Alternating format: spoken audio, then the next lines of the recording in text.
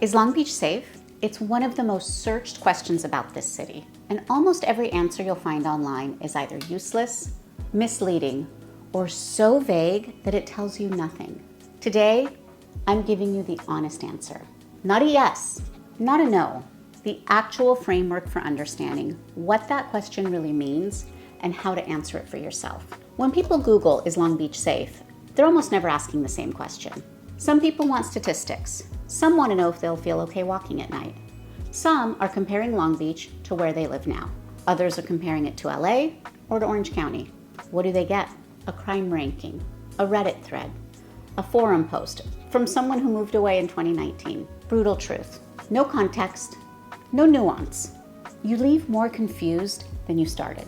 Here's the brutal truth. Is Long Beach safe can't be answered for the city as a whole, because Long Beach isn't one place. It's a large, layered city with real variation, block by block, neighborhood by neighborhood, corridor by corridor. The answer depends entirely on where in Long Beach you're asking about, and no one Googling that question is asking about all of it at once. I've had this conversation with buyers hundreds of times. People doing research, trying to make a responsible decision, and getting stuck because the information that they're finding is useless. What I've learned?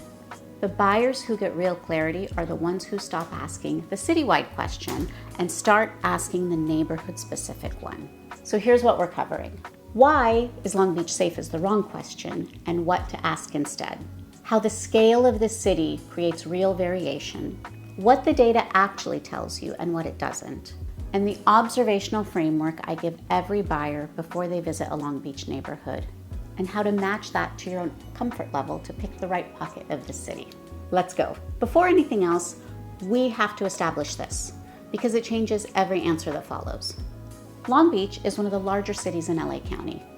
It has a true urban downtown, high rises, transit, nightlife, density. It has quiet residential neighborhoods that feel like suburbs. Belmont Shore, Bixby Knolls, Naples, Los Altos. Waterfront communities, arts district, park adjacent pockets, and commercial corridors that feel completely different from the blocks right behind them. Safety isn't uniform across any of it. Downtown Long Beach functions like a major city center. With that comes everything you'd expect from a major metro downtown: congestion, activity, visible homelessness, the full range of urban life. That's a genuinely different environment from a quiet residential street in Lakewood Village. Neither one is the whole city, but both are Long Beach. Why this matters. When someone asks, is Long Beach safe, and gets a citywide answer, that answer is averaging across all of it. The dense downtown and the quiet residential pocket 3 miles away are both in that average. And the average tells you almost nothing useful about either one. The question that actually gets you somewhere, is this specific neighborhood right for my comfort level and my lifestyle? And that question has a real answer. The citywide question doesn't. Every city this size has variation. What makes Long Beach distinctive is how fast that variation shifts. You can move 2 blocks in certain directions and feel like you're in a different city. That's not a warning, that's information. Once you understand it, you stop trying to evaluate Long Beach as a single entity and you start evaluating the specific pocket you're actually considering. So if the citywide answer doesn't work, what does the data actually tell you and what does it miss? Long Beach crime data is publicly available. I always tell buyers to review it directly through official sources. That's the responsible part of making an informed decision. But what most people don't realize is what the data can and can't tell you. Numbers give you a starting point. They don't give you a lived experience. 2 neighborhoods can have similar statistics and feel completely different to walk through because of lighting, because of foot traffic, retail activation, the general character of the block. A statistic tells you what happened somewhere. It doesn't tell you how a street feels at 9 p.m. on a Wednesday. It doesn't tell you whether the block has eyes on it, whether neighbors know each other, whether people are outside, whether businesses are active. How I tell buyers to use data correctly? Use it to narrow, not to decide. If official crime maps show a clear pattern in a specific corridor, that's useful. It tells you to look more carefully. It tells you to visit more than once. What it doesn't tell you is whether the specific block you're considering shares those characteristics. Microlocation matters enormously. Data rarely gets specific enough to be definitive at the block level. Review the data, then go visit. In person, more than once. The buyers who make the most confident decisions use data as a filter, not as a verdict. They start with the maps, they identify what needs closer attention, then they go see it, day and night. That combination is quantitative and qualitative, and it's how you actually answer the question for yourself. I'm Beatrix Whipple, owner of the Whipple Group, Long Beach resident, athlete, and sourdough aficionado. If you want to know more about Long Beach real estate and what's actually happening in our housing market, hit subscribe. Data narrows the field, but there's an entire layer of data that completely misses. This is where most buyers stop short. There's a concept in urban design called eyes on the street. And the idea is that neighborhoods with natural surveillance, meaning people outside, active storefronts, good lighting, foot traffic, they feel and function differently than areas that are dark and empty at night. No crime map captures that. Long Beach has invested in this kind of infrastructure in many of its corridors. Protected bike lanes, better lighting, neighborhood revitalization projects. Those investments change how an area functions over time, and they don't show up in a statistic. Busier corridors, parts of 7th Street, major commercial areas, they have more movement, and more movement creates more visibility. And that's not the same as less safe, but it does mean more activity, more volume, and more presence. Quieter residential pockets feel calmer for a different reason. Less through traffic, more neighborhood character. Neither is objectively better. They're different environments for different preferences. What I tell buyers to look for in a neighborhood visit is there lighting on the block at night? Are people outside walking dogs, sitting on porches, moving around? Are businesses active in the early evening, or do they close early and go dark? Does the block feel maintained, or does it feel neglected? These signals tell you more about day-to-day life than almost any statistic, and you can only assess them in person. Infrastructure investment is a leading indicator. When a city prioritizes lighting, bike infrastructure, and revitalization in a corridor, activity follows. Long Beach has done that work in real ways, across several neighborhoods. Knowing which areas benefited from that investment and which haven't yet is part of how you evaluate which pocket is right for you. And there's one more layer to this, the most personal one. Because safety isn't just about a neighborhood's characteristics, it's about how those characteristics match yours.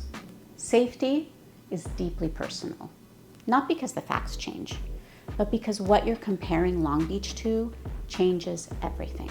If you're moving from a smaller suburban community, parts of Long Beach will feel more urban than you're used to. The density, the activity, the visible complexity of a real city, that can feel like a lot. If you're moving from a dense part of LA, certain residential pockets of Long Beach will feel noticeably calmer than what you left. The same neighborhood can feel safe to one person and overstimulating to another. Both reactions are valid. Neither is wrong, they're just different calibrations. This is why is Long Beach safe? Can't have a universal answer. The honest answer is always, compared to what? Before you evaluate a neighborhood, be honest with yourself about your own reference point. What does comfort feel like to you?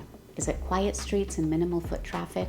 Is it an activated public space with people around? Is it knowing your neighbors? What's your experience base? Someone who spent 5 years in central LA has a totally different comfort baseline than someone relocating from a small mountain town. Neither is right or wrong, but knowing yours helps you target the right part of Long Beach instead of evaluating the city against an invisible standard.